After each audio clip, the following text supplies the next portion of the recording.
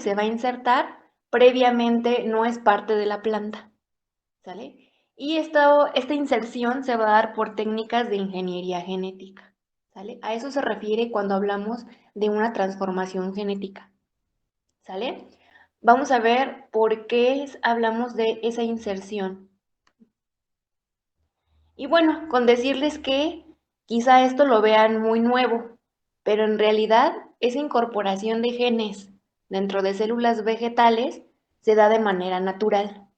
¿Ok? Está la parte por ingeniería genética cuando el hombre ya en un laboratorio inserta genes de manera selectiva, pero esta incorporación de genes en una célula vegetal es un proceso natural.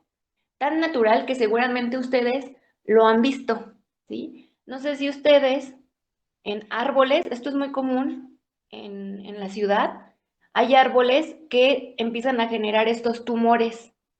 ¿Sí los han visto? ¿Sí o no? Sí, sí, Ok, si por ahí no, se les queda de tarea, ¿sale? Cuando vayan por la calle, vean si los árboles tienen esas estructuras como tumores. Ahí déjenme decirles que ese es un ejemplo de transformación genética. ¿Por qué? Porque chequen, el causante de esa transformación es una bacteria, ¿sí? Literal es un bacilo. Entonces, esa bacteria lo que hace es insertar material genético, parte de sus genes, dentro de la célula vegetal. Y una vez que ese gen entra, la planta lo identifica como propio y entonces empieza a trabajar para la planta. Es decir, la bacteria le dice, quiero que fabriques mi alimento y mi hogar. Entonces, la planta dice, voy a generar alimento y hogar para la bacteria. Claro que no de manera consciente, ¿verdad? Sino que ahí la bacteria es patógena y entonces en todos estos tumores está viviendo ahí la bacteria. Entonces, la planta empieza a producir alimento y el lugar donde viven estos organismos. ¿Sí? Es algo así como si lo hubiera poseído mágicamente y esa es la forma en que las plantas le dan todo lo necesario a la bacteria. La bacteria no tiene que trabajar para nada, ¿sale? No tiene que buscar otra cosa. Todo su ciclo de vida lo hace ahí. Y esos tumores, chicos, pueden ser tan grandes como se muestra en la imagen que está en la parte central, ¿no? Vean este tumorzote y vean el tamaño de la persona, ¿sale? Todo esto es una incorporación de genes y el proceso es de manera natural. Si por ahí dicen, ah, yo no he visto esos árboles que tienen esos tumores, estoy segura que este ejemplo sí lo saben. Este es otro ejemplo de transformación genética. Y no es el señor, ¿eh? Es lo que vende. ¿Qué es lo que vende? camotes. Ajá, camotes. Los camotes, chicos, son otro ejemplo de transformación genética de forma natural. De hecho, acá la historia es algo así como que secuenciaron todo el genoma del camote, de esta planta, y se dieron cuenta que tenía fracciones de genes de bacterias. Entonces dijeron, ¿cómo es que esas bacterias llegaron aquí? La cuestión es la misma teoría que les mostré con los árboles. La bacteria inserta material genético y la planta lo que hace es que brinda el alimento y además le brinda un hogar a la bacteria, de forma que en realidad el camote es una raíz y antiguamente esas raíces eran muy delgadas. Entonces, cuando son infectadas por esta bacteria, obviamente ahí tiene que vivir y estas raíces empezaron a hacerse cada vez más gruesas, ¿sale? Y de forma que se obtienen estas raíces que son este, con un volumen más grande, ¿sale? Entonces, por eso es que tenían esos genes de las bacterias dentro de ellos y que, bueno, nuestros antepasados fueron seleccionando mejor las raíces que estaban transformadas que las que no lo estaban. Y este proceso, chicos, lleva ya más de 5.000 años, ¿sí? O sea que nuestros antepasados y actualmente nosotros hemos consumido este tipo de productos que son transformados de manera natural. ¿Nos hemos muerto? Pues no, ¿verdad? Porque este proceso, pues, no nos ha afectado desde hace 5.000 años. ¿Sale, vale? Sí, Ok, pero ¿quién es esa bacteria? Miren, Esta bacteria es Agrobacterium tumefaciens. Esta, como ya les he ido mencionando, que digamos, hacen que las plantas produzcan su alimento y un lugar para vivir, finalmente es una bacteria patógena, ¿sí? La planta no se beneficia de nada de que ella esté ahí, entonces es un patógeno.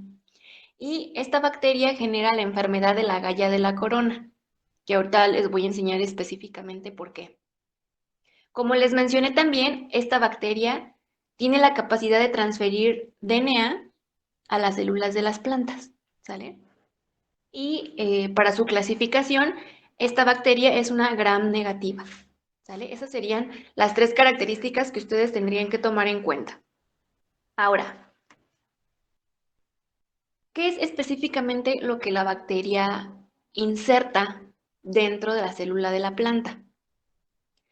Allí vamos a ver que no transmite todos sus genes, sino solo una porción. Si ustedes recuerdan, tenemos el ADN bacteriano, está aquí, pero también las bacterias pueden tener plásmidos, ¿sale? Esos plásmidos incluso pueden transferirse de una bacteria a otra e incluso son los causantes de que algunas bacterias sean resistentes a ciertos antibióticos, ¿sale? Entonces aquí Agrobacterium tiene un plásmido llamado plásmido TI. Ese plásmido, ojo aquí, si hacemos un acercamiento, este es el plásmido, y el plásmido tiene un borde izquierdo, un borde derecho y en medio esta región. De aquí tenemos las fitohormonas que hemos estado viendo, auxinas y citocininas, y por ahí tenemos algo que se llama opinas. Ustedes con sus conocimientos, ¿qué creerían que es lo que genera el tumor? De aquí, para que las células se alarguen y crezcan. ¿Qué fitohormona sería?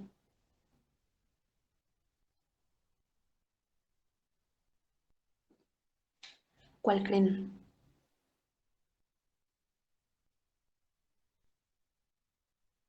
La citocinina. Puede ser la citocinina, acuérdense que inducía en la división celular, ¿ok? Y finalmente, si estamos hablando de un tumor, tendría que haber muchas divisiones celulares. Pero acuérdense también que las auxinas también estaban involucradas en la elongación y el crecimiento de las plantas, ¿no? Entonces, ambas chicos, tanto auxinas y citocinina, son las responsables de que se genere el tumor, ¿sí? El lugar necesario donde la bacteria va a vivir. Y yo les dije, la bacteria induce que la planta produzca el lugar donde van a vivir y su alimento. Entonces, ¿qué serían las opinas?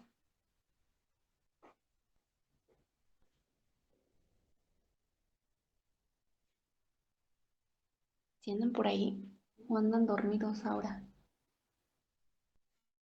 A ver, Mónica. Sí, aquí estoy, pero estoy Dice, pensando. hablábamos que la bacteria lo que induce es un lugar para vivir, la planta se lo da, y también induce que le generen su propio alimento. Entonces, ¿tú qué crees que serían las opinas?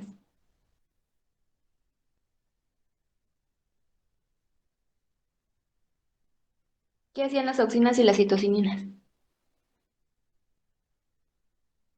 Las citocininas, como había dicho mi compañera, o no me acuerdo, creo que fue usted, que inducían a la división celular, ¿no?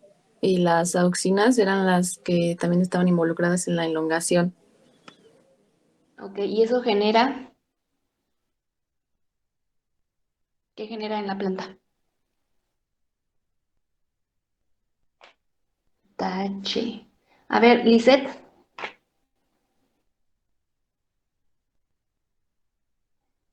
Sí, aquí estoy. ok. ¿Tú qué crees? Mm, pues es que, bueno, es que solo se me ocurren las auxinas, pero ¿Solo te ocurren las auxinas para qué? pues, pues de lo de que la elongación, ¿no? Eso ya fue, ya lo dijimos, ¿no? O sea, auxinas y citocininas ya dijimos que genera el tumor. Pero, ¿qué generarían las opinas? ¿Cuál sería la función de las opinas? Ah, pues lo de la reserva de alimento. Ajá, ese sería el alimento de la bacteria, ¿sale? Entonces aquí, auxinas y citocininas logran que se genere el tumor para que viva la bacteria y las opinas son el alimento para la bacteria, ¿sale? Esa es lo que contiene ese plásmido, ¿sale? Por ahí tenemos también que esta región entre borde derecho y borde izquierdo se llama región del tDNA, chicos. Y este es bien importante porque es la única sección que va a entrar a la planta. No va a entrar al genoma, digamos, al núcleo, todo el tDNA, todo el plásmido TI, sino solo la región del tDNA, ¿sale? Por ahí el plásmido también tiene genes Vir y ahorita vamos a ver que esos son los que ayudan a guiar este fragmento al interior de la célula vegetal. Todo eso se los explico acá. Entonces, vean, Agrobacterium es una bacteria del suelo. Entonces, lo que sucede es que cuando la planta sufre alguna cortada, ya sea por un daño mecánico humano, por la lluvia, algún insecto, Agrobacterium luego identifica ese daño y se une a esa parte de la planta. Entonces, ¿qué es lo que sucede? Vean, aquí hay un acercamiento, este es Agrobacterium y esta es la célula vegetal dañada. Tenemos el ADN bacteriano, el plásmido TI, su región que les decía acá, la región del tDNA, y vean cómo esa región del tDNA o tADN se separa del plásmido, ¿sí? Que es esta fraccioncita naranja. Esta fraccioncita naranja tiene este circulito que son las proteínas Vir, ¿sale? Que son las que van a guiar ese tDNA al interior de la célula vegetal, vean, y eso va a guiar a que se inserte dentro del genoma de la célula vegetal. ¿Sí? Vean, aquí está el núcleo, todo esto negrito son el contenido genético, ¿no? El ADN. Entonces, ese fragmento naranjita se va a unir al genoma de la planta, a ese ADN vegetal, y entonces la planta lo va a identificar como propio. Y es ahí donde va a empezar a producir un montón de auxinas, un montón de citocininas que van a dar origen al tumor y las opinas las va a excretar, de forma que la bacteria las va a poder consumir. ¿Sale? ¿Cuál es el problema de que sea una bacteria patógena, chicos? Las auxinas y citocininas decíamos que generan el tumor. Ahora, en la agricultura, ese tumor normalmente se genera en el cuello de la planta, o sea, en la intersección entre el tallo y la raíz. A eso se le llama agalla. ¿Sí? Por eso es que les decía que Agrobacterium es la bacteria que induce la enfermedad de la agalla de la corona. Esa agalla es el tumor. Y ese tumor, digamos que bloquea el paso de xilema y floema y mata eventualmente a la planta. ¿Sabe, vale? ¿Sí se entiende hasta aquí? Sí. Ok. Resumen, lo que tienen que saber es que el plásmido TI solo entra la región del tDNA guiada por los genes Vir y la célula vegetal, una vez que detecta que está en su genoma, empieza a producir auxinas y citocininas que dan el tumor y las opinas las excreta, que serán el alimento para agrobacterio. ¿Sale? Eso sería la idea general que ustedes tendrían que saber y que es digamos, la base de la transformación genética que es de manera natural. Entonces, aquí dirán, ¿y tanto rollo por qué? ¿No? La idea aquí es que de ciencias básicas, cuando se comprendió este proceso, los investigadores empezaron a decir, ok, esa región del tDNA tiene auxinas, citocininas y opinas. ¿Qué sucedería si nosotros sustituimos esa región por un gen de interés? ¿Sale? ¿Qué sucedería? Que entonces ese gen de interés podía ser, digamos, metido dentro de células vegetales y poder expresarlo dentro de las plantas. ¿Ok? ¿Qué sucedió aquí? Que esta idea súper innovadora de meter o de sustituir esta región por un gen de interés se le ocurrió a 3 instituciones distintas al mismo tiempo. Ahorita les voy a decir quiénes son. Si por ahí les cuesta todavía trabajo imaginar cómo es esto, Aquí hay un diagramita de qué es lo que sucede. Vean, tenemos Agrobacterium, tenemos el plásmido TI, se corta la región del tDNA, eso no lo queremos, y se sustituye por un gen de interés. Aquí tenemos una célula que puede ser, no sé, lo que quieran, una rana, un virus, una bacteria, lo que sea. Seleccionamos el gen que queremos y luego ese gen que viene en color azul se pone en la región del tDNA, de forma que ese plásmido se mete dentro de Agrobacterium, que ya vendría siendo una Agrobacterium, una bacteria completamente transformada, ¿sí? Porque estamos insertando un gen que no estaba ahí previamente, ¿sale? Esta selección aquí de color azul. Y entonces esa Agrobacterium transformada es la que sometemos con las células de las plantas para así ese fragmento meterlo a la plantita.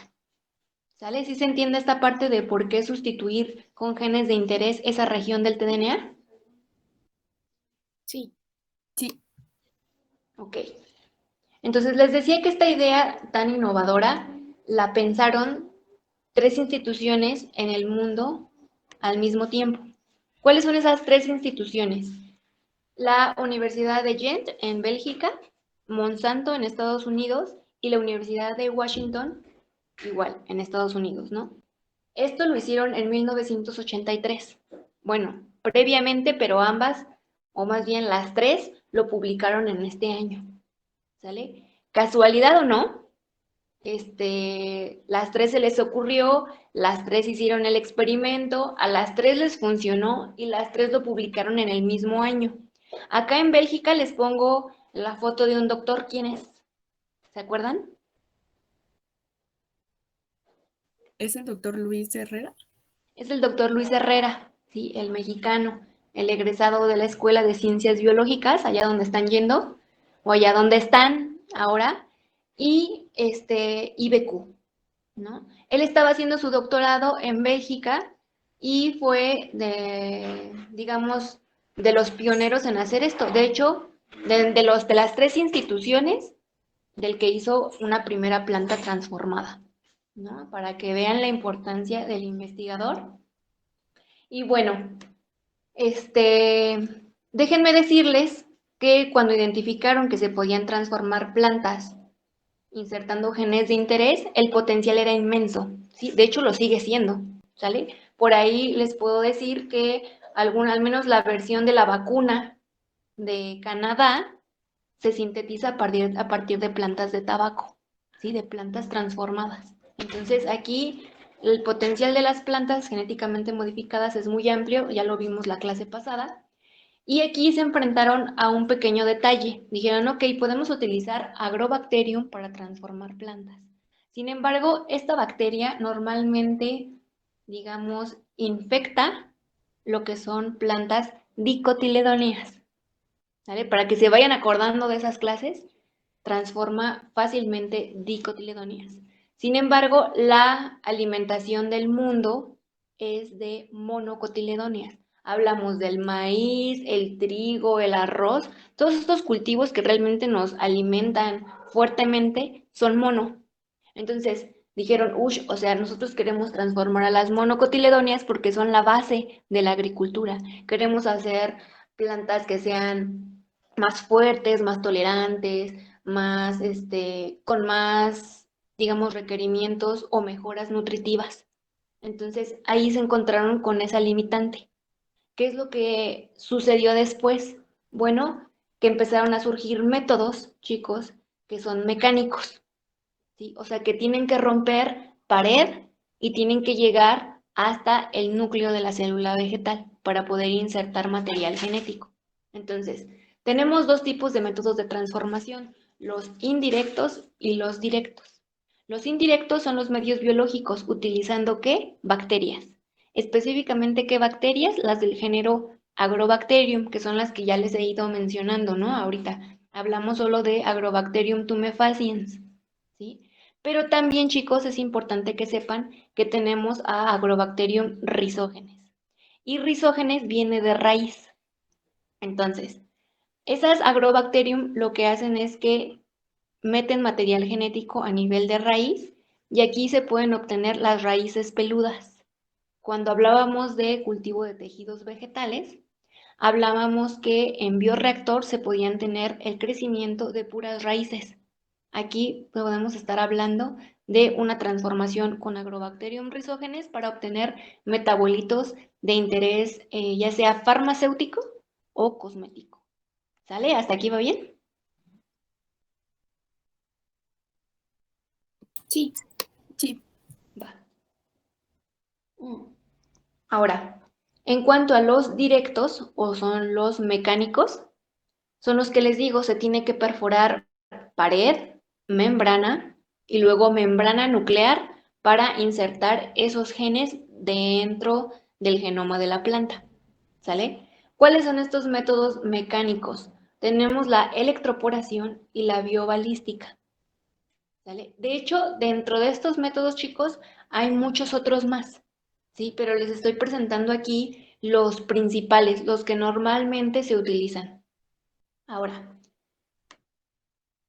acá les muestro el resumen de los pasos, porque no me voy a poner aquí a darles la metodología de agregar 1 mililitro de esto, mezclar, centrifugar, de forma muy directa. Aquí está el resumen. De hecho, uno de los pasos aquí ustedes ya lo han hecho, ¿sí? Ahorita van a ver cuál. Entonces, vean, vamos a iniciar con cómo es la metodología para transformar con Agrobacterium. Muy fácil. Tenemos un gen de interés. Ese puede venir, no sé, ustedes supongan el color naranja de una rana. Queremos darlo a las plantas. Ok, ¿qué sucede? Se identifica el gen, se extrae y se hacen muchas copias. Esas copias se meten dentro de Agrobacterium y bueno, se inserta en la fracción del tDNA. Aquí tenemos el plásmido ya con la región del gen de interés. Y esta Agrobacterium transformada se pone en un medio líquido con explantes. ¿Sí? ¿Cuáles pueden ser los explantes? Pueden ser los tallos, pueden ser las hojas, raíces. ¿Sale? Los explantes que ustedes utilizaron en el laboratorio, bueno, los que hicieron ya la práctica, la sección B, esos explantes se ponen en el medio de cultivo con Agrobacterium transformada. Esas Agrobacterium van a empezar a unirse a esas células vegetales y a insertar esa fracción del tDNA con el gen de interés. ¿Qué es lo que va a suceder aquí? Después de, pueden ser unos minutos, pueden ser horas, dependiendo del protocolo, lo que va a suceder es que esos explantes se siembran por cultivo de tejidos vegetales, que fue lo que hizo la sección B y lo que va a hacer la sección A el jueves. ¿Vale? Ahora, ese cultivo, una vez que empiece a diferenciarse, va a generar una planta completa y esa planta, chicos, va a ser genéticamente modificada. ¿Sí? Hasta aquí se entiende el paso, al menos para Agrobacterium. Sí, sí. Ok. Ahora, hablábamos que este es uno de los métodos biológicos, pero hay métodos mecánicos. ¿Cuáles son los métodos mecánicos? Hablábamos de la biobalística. ¿En qué consiste? Vean, seleccionamos el gen de interés, luego ese gen se hacen varias copias y se sintetizan nanopartículas de oro o de tungsteno. Hay protocolos para generarlas, ¿sale? Una vez que se generan las nanopartículas de oro o de tungsteno, se someten a las copias de ADN del gen de interés. Entonces, estas copias quedan impregnadas en esas nanopartículas de oro, ¿sí? O de tungsteno. Vean aquí, todos esos fragmentitos azules son el gen de interés que están en esas nanopartículas de oro. Cuando hablamos de biobalística, hablamos de balas, ¿sale? Y esas balas vendrían siendo estas pelotitas, esas nanopartículas. Y literal, como estamos hablando de biobalística de balas, tiene que haber una pistola. Entonces, en este método sí hay una pistola. Y aquí está en el dibujo, esta pistolita. ¿Sale? ¿Qué es lo que se hace? Una vez que se meten estas nanopartículas a la pistola, literal, se dispara el gatillo y Obviamente en el blanco tenemos que tener nuestro material vegetal. ¿Qué puede haber aquí?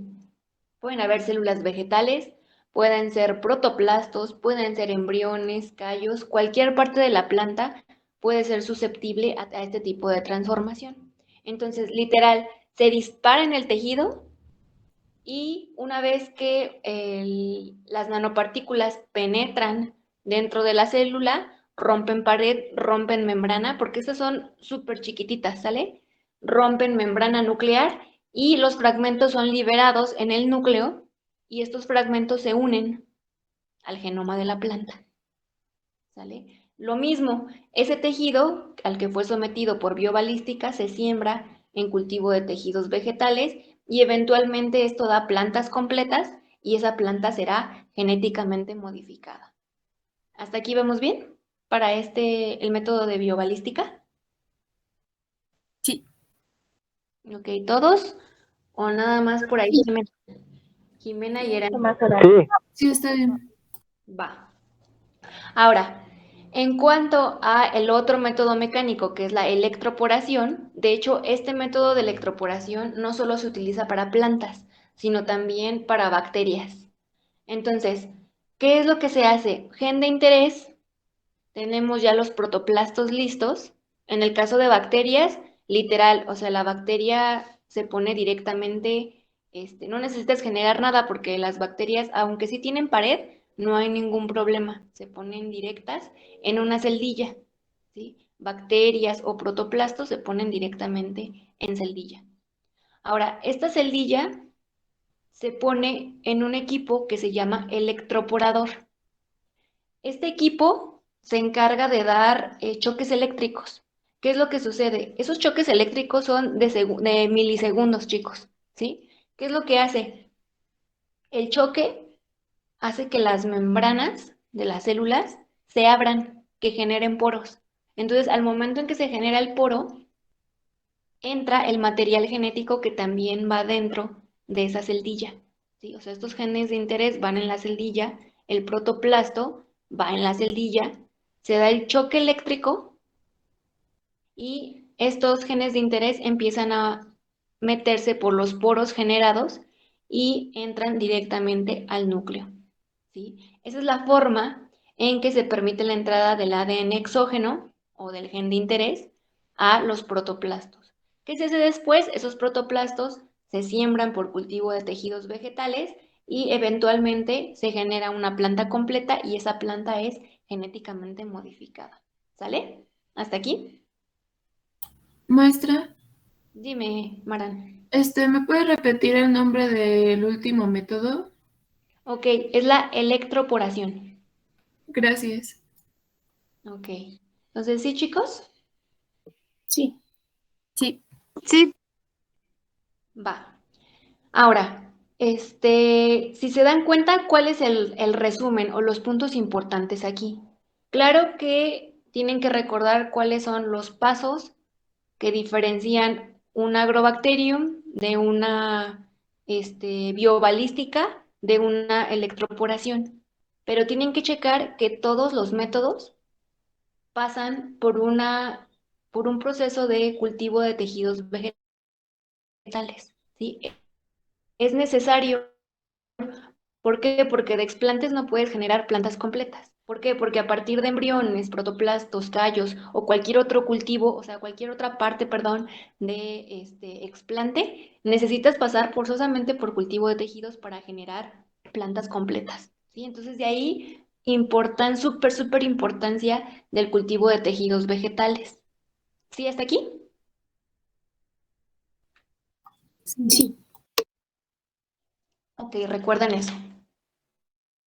Pero por ahí ustedes pueden estar pensando, ok, es que mira, la bacteria va a estar en contacto con esos explantes y realmente un explante es muy grande. Bueno, grande en el sentido de la bacteria, ¿no? Porque por ahí, ¿de qué tamaño eran los explantes sección B, los que cortaron el día jueves pasado? De 1 centímetro. De 1 centímetro. Entonces ahí las bacterias no van a unirse a todas las células del explante, ¿sí? Solo se van a unir a unas. Incluso si pensamos en el método de la biobalística, si ustedes piensan en las películas donde están ensayando este, esta parte de dónde apuntar y que si le das al blanco, ¿no? O incluso en el tiro con arco, siempre hay un punto donde cae esa flecha o siempre hay un punto específico donde cae en esa bala. Lo mismo sucede con la biobalística, ¿sí? No, cuando uno dispara, esas nanopartículas no van a penetrar en todas las células, ¿sale? Lo mismo sucede con la electroporación.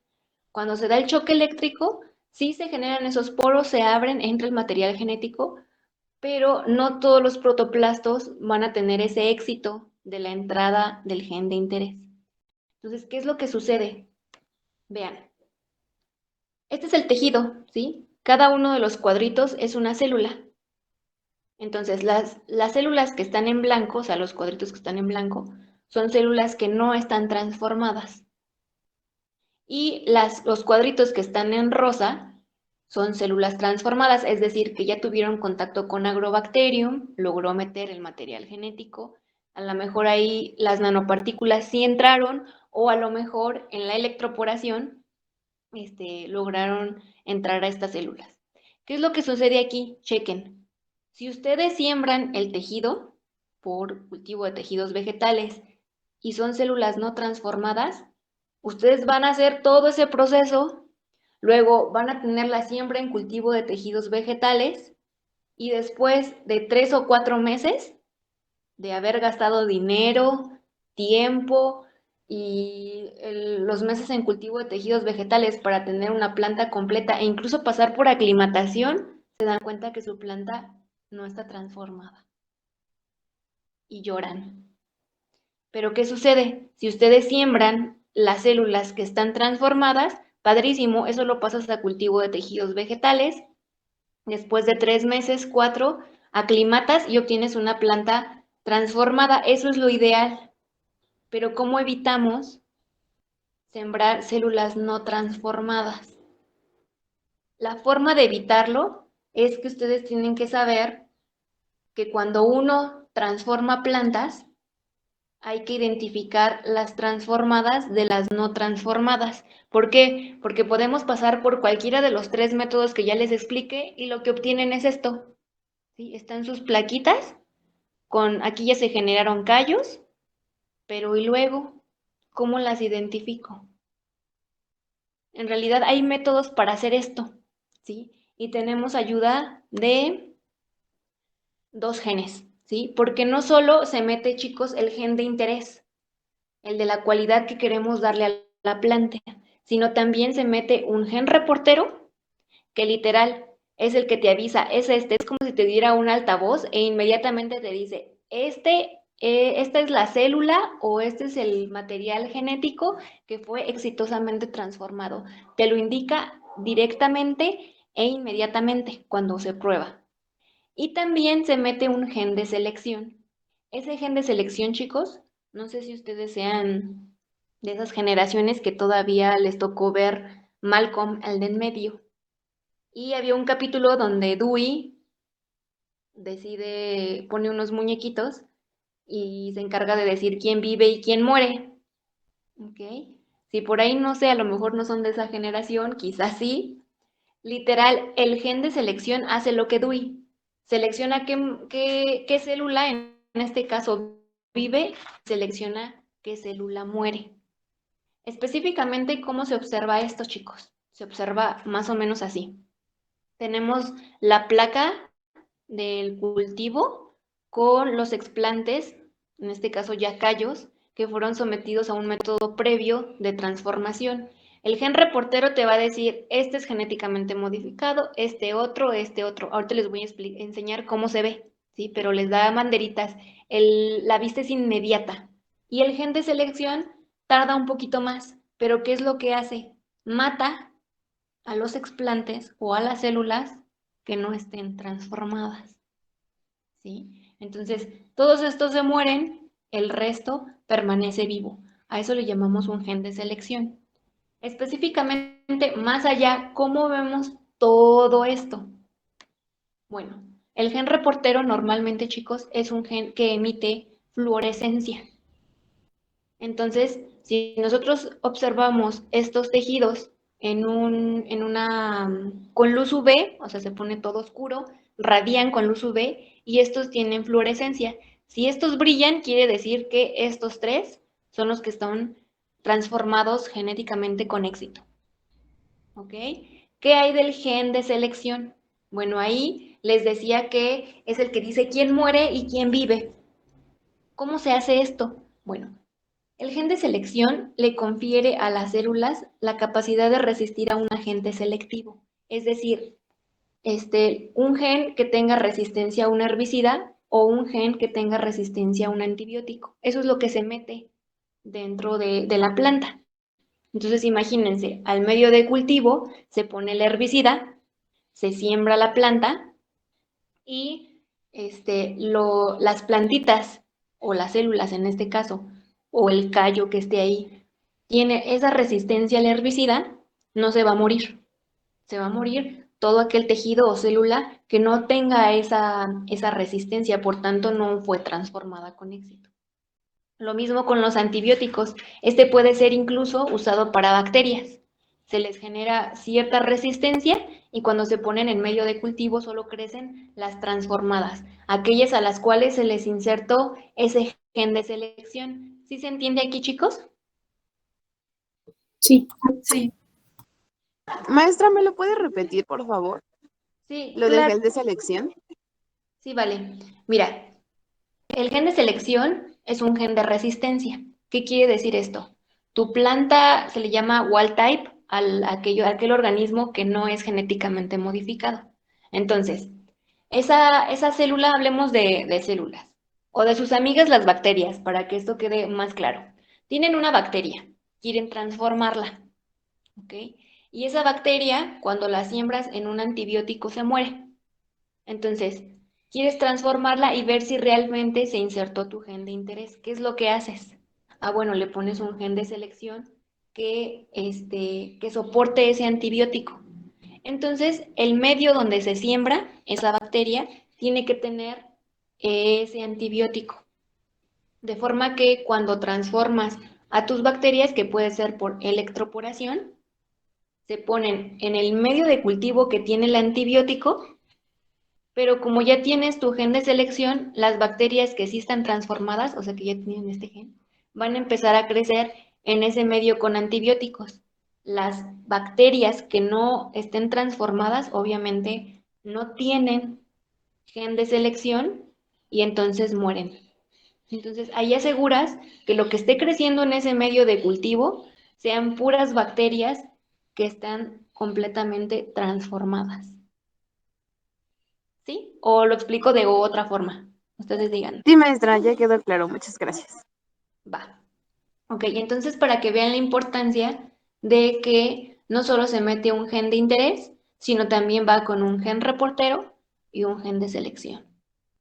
¿Sale? Eso es bien importante que lo sepan y que tanto el gen reportero como el de selección te ayuda a identificar plantas transformadas. El reportero de forma inmediata y el de selección por vida y muerte, ¿no? Lo que esté transformado no vuelve a la vida, queda vivo y lo que esté no transformado se muere. ¿Sale? Esa es la idea general de esto. Ahora, específicamente cuando hablamos de gen reportero, les mencionaba que tienen cierta fluorescencia. Cuando el gen reportero florece, normalmente estamos hablando de GFP. ¿Sí? GFP viene de las siglas Green Fluorescent Protein, ajá, que en realidad no necesitan memorizarlo así como tal el nombre en inglés, pero acuérdense, si lleva una G es de green y green es verde, ¿sale? Y ese gen del GFP viene de una medusa que emite esa fluorescencia en el mar.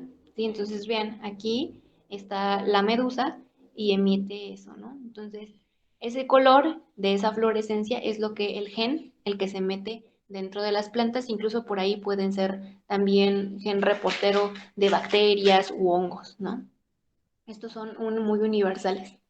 Ahora, También por ahí como gen reportero puede haber otros tipos. Realmente aquí genes reporteros existen muchísimos, ¿sí? Normalmente se utiliza GFP y también se utiliza GUS. Para los cuates es GUS, ¿eh? Pero en realidad es el gen de la beta-glucuronidasa. ¿Qué hace este gen? Bueno, aquí sirve más bien para cuando uno quiere ver dónde se expresa a lo mejor el gen transformado, ¿sí? En este caso puede ser que ese gen se exprese solo a nivel de haz vascular, entonces vean todas las nervaduras se tiñen, ¿ok? Entonces ahí es la única zona donde se está expresando el gen que se insertó.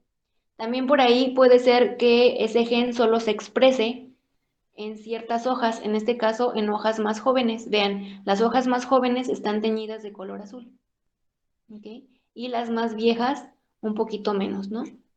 Por ahí también uno puede hacer que el gen que se esté probando solo se exprese en estructuras reproductivas, es decir, solo en los ovarios o en las anteras, ¿no? Entonces, estas tinciones, en el caso de GUS, sí son invasivas, es decir, la planta tiene que sacrificarse. ¿Por qué? Porque se somete a una serie de pasos para que pues, se pueda ver esta tinción. En el caso de GFP, solo con incidir una luz UV es fácil identificarlas. ¿Sale, chicos? Sí.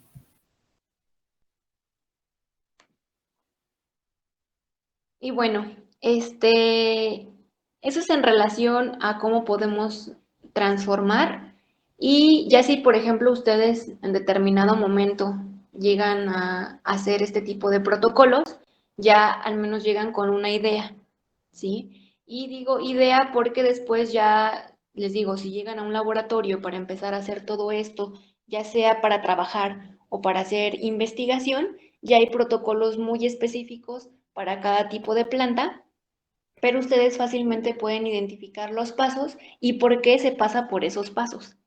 ¿Sale? Ahora, les dejé de tarea un análisis sobre organismos genéticamente modificados para que ustedes vayan generando su propio argumento. Entonces, dentro de las preguntas, a ver, vamos a ver equipo. Vamos a elegir a alguien. A ver, Brian. ¿Está por ahí?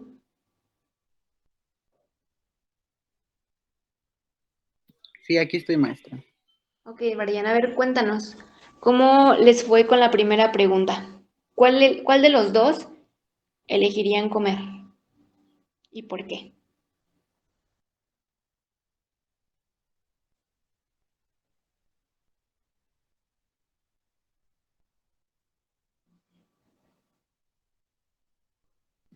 A ver, espere.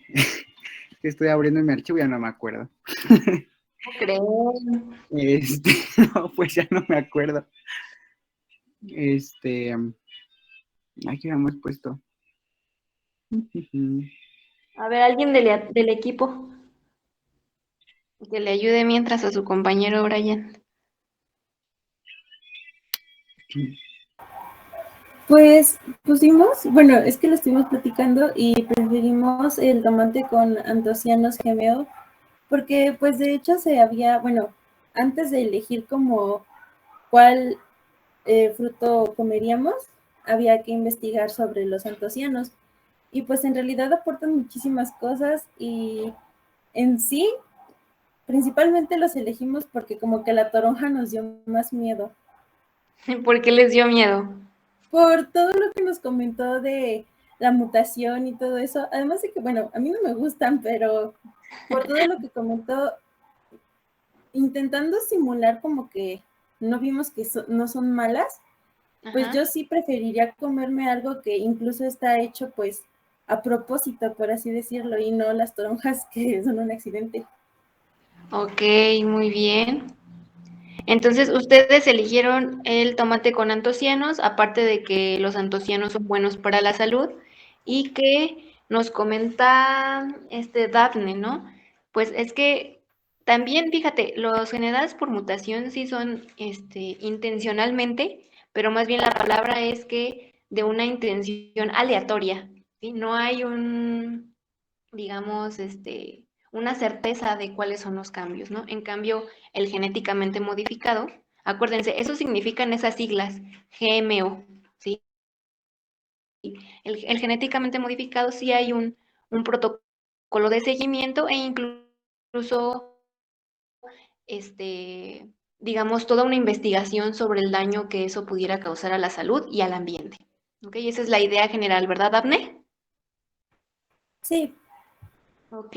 ¿Hay alguien que tenga algo diferente o algo que agregar en esta pregunta de otro equipo? Yo, A ver, Maran. Marán, que bueno, nosotros contestamos a partir de que si no supiéramos que los antocianos son buenos, ¿qué sería lo que escogeríamos? Y, por ejemplo, yo escogería los generados por mutación porque son más llamativos y son más bonitos. Esos son... Pero, ajá, perdón. No, sí, adelante.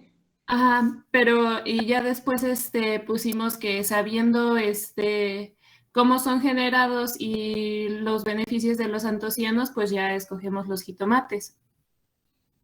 Ok, súper buen punto de vista. Igual, por, por lo que vemos, se nos antoja más lo que estamos acostumbrados a comer, ¿no? Porque incluso ese jitomate con antociano se ve raro, ¿no? Dicen, ay, tan morado, no estamos acostumbrados y realmente si no sabes el beneficio, sí te puedes ir por el de mutación, ¿no? Entonces, ese también es esa otra cuestión súper importante, el que los productos que son nuevos nos generan un poco de desconfianza o incluso no son tan, digamos, a simple vista no es tan apetitoso, ¿no? Hay que tener información extra para entonces valorar lo que uno come y lo que no.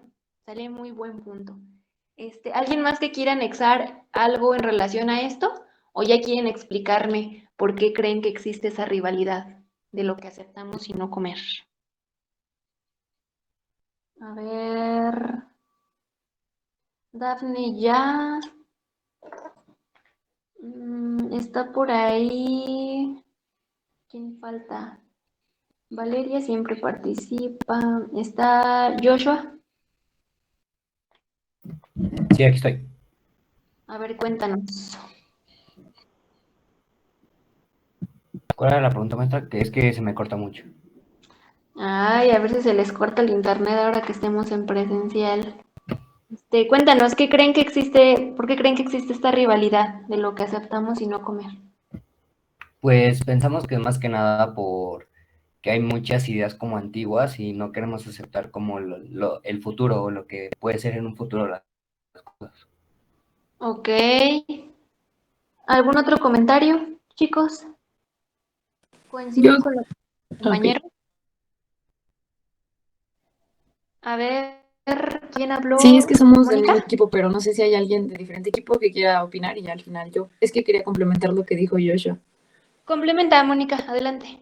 Es que bueno, pusimos que esto sucede porque pues no se sabe con exactitud los productos químicos con los que se fertilizan las plantas o la metodología con las que son sembradas. Esto tiene que ver con lo que dijo Marana anteriormente, que pues si nos vamos por la vista preferiríamos lo que se ve más bonito cuando no sabemos ni qué trae, ¿no? Y que también existen rumores sobre pues las consecuencias de estos productos, de lo que estos productos pueden ocasionar pues al consumirse, como el cáncer, los tumores y las hormonas y todo eso, o los daños que pueda causar al ambiente por los pesticidas, herbicidas y fertilizantes, y que también esto, bueno, que influyen mucho las fake news de internet que se encuentran pues muy fácil y que realmente las personas no es como que se pongan a investigar qué traiga cada cosa. Ok, muy bien, Mónica. ¿Alguien más?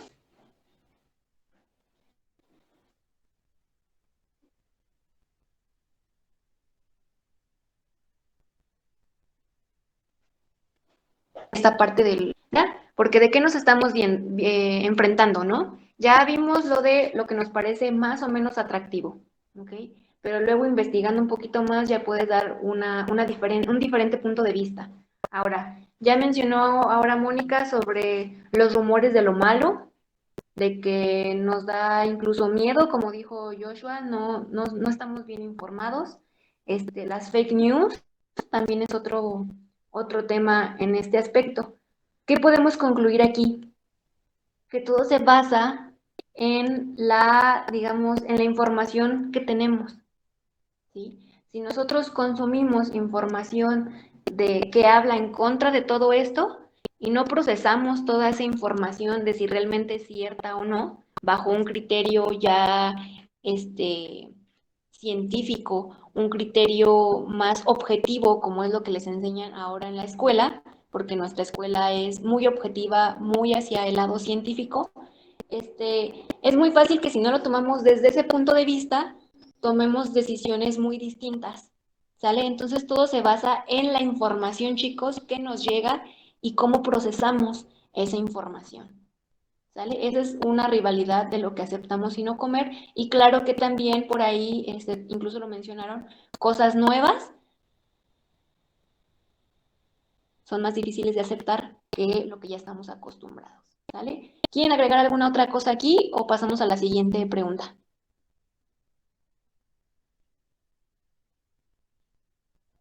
Ok, pasamos a la siguiente. A ver, vamos a preguntarle a Adriana. Sí, maestra, aquí estoy. La primera pregunta. Sí, por favor. La de cuál preferiríamos como consumidor, preferiríamos los GMO, porque, bueno, pusimos que no escogeríamos los que no tienen insecticidas porque ya están contaminados con insectos, pero tampoco los que sí tienen insecticidas porque es malo para nuestra salud. Okay. Nosotros que ya conocemos el tema. También es poco probable que encontremos en el mercado los tradicionales. Así que consideramos que escogeríamos los GMO porque se ven como los que comemos generalmente y aparte conocemos del tema y sabemos que pues no son dañinos para nuestra salud. Ok, muy bien. Aquí, antes de continuar, ¿alguien eligió alguna otra opción para que nos comparta? Cuéntenos.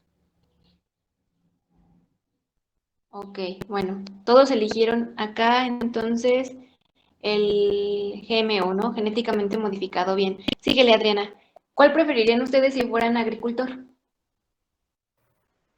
Bueno, también pusimos el GMO porque tiene buena presentación, es de buen tamaño y es el que más se compra. No escogeríamos los tradicionales porque son muy pequeños y la gente no los encuentra atractivos.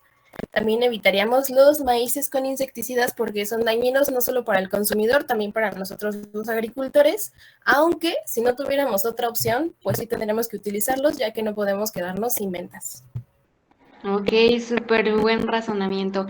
Muy bien, Adriana. ¿Alguien tuvo alguna otra decisión en este punto?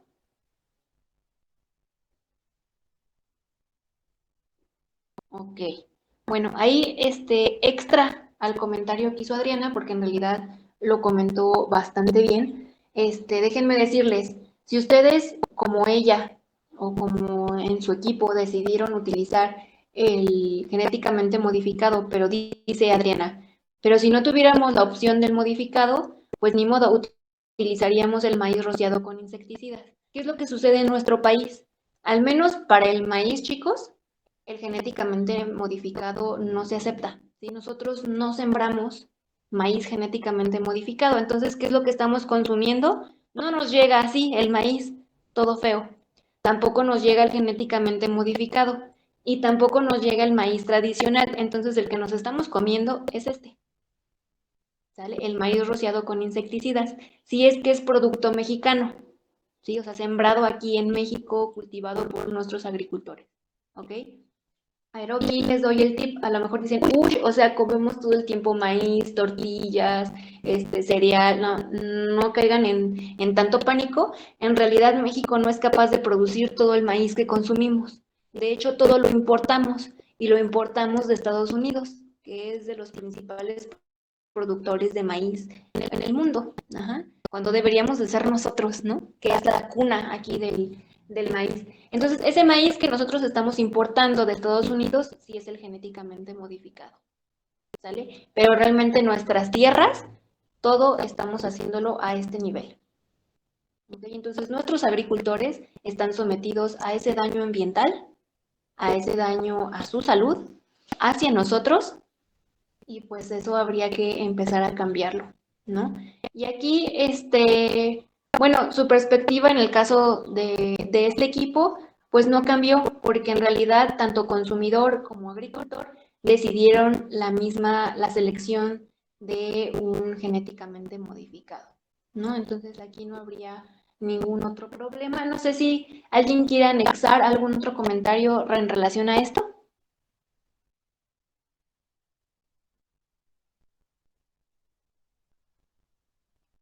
Ok.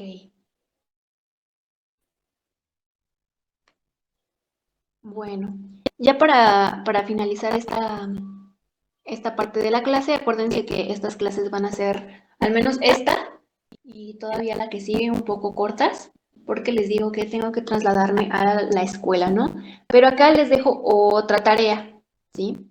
Aquí ustedes, ya para cerrar este tema de los genéticamente modificados y pasar a otros temas del curso, van a investigar por equipo qué onda con el arroz dorado. Sí, es un tema muy polémico. Ustedes van a buscar qué es, quién lo creó y cuál es el beneficio de haberlo creado, ¿sí? Van a investigar incluso si hay desventajas de su formación y van a anexar si se consume actualmente, ¿sí? Y si realmente se consume, ¿en dónde? ¿Sale? Esto es en relación al arroz dorado. Van a buscar también qué onda con la papaya hawaiana, ¿sí? Van a buscar primero cuáles son las fuentes de ingreso económicos en Hawái y luego van a investigar un poquito de qué fue lo que pasó y para qué se transformó la papaya hawaiana, ¿sí? Eso es lo que van a buscar en relación a este tema. También van a buscar, bueno, este es un tema sobre una noticia que les voy a dejar en el Classroom, ¿sí? Para que puedan buscar información al respecto. Y es que aquí es una noticia del Universal. En realidad, la fecha en la que se publicó esa noticia me parece que es por ahí del 2011, o sea, ya hace ya más de 10 años, pero las estadísticas siguen siendo las mismas, solo que no he encontrado como tal un documento que lo resuma, ¿sale? Y aquí ustedes van a leer la noticia y van a contestar cómo se perciben los científicos en México, ¿sí? ¿Cuál es la problemática? ¿Qué es lo que piensa la gente? ¿Qué es en lo que cree, en lo que no cree? Y si realmente esas creencias nos afectan como país, o más allá, si eso tiene algo que ver con los transgénicos, ¿sale? Ese análisis lo van a poner en relación a esa noticia que les voy a dejar en el Classroom, ¿sale? Entonces, ¿hasta aquí va todo bien? Sí. Va. Entonces, esa sería la tarea, chicos, para el siguiente martes, y para entonces yo ya les tendría las clases grabadas. En ese caso, pues ya nos ahorraríamos esta parte de la participación, que a mí me parece a veces que es muy, o sea, escucharlos y saber su opinión, pues es importante, ¿no? Entonces, ahí ya no les preguntaría yo qué vieron en la tarea, toda esa historia en las diapositivas, se las voy a grabar y entonces ustedes ya podrían estar consultando la clase, ya sea en el horario de la clase o ya sea días después o más tarde, ¿sale? Entonces, hasta aquí, esto sería todo, chicos, y nos vemos con la sección A el día jueves para las prácticas. Y antes de desconectarnos, nada más para preguntarles si alguien tiene problemas con el material o alguna duda para la sección A.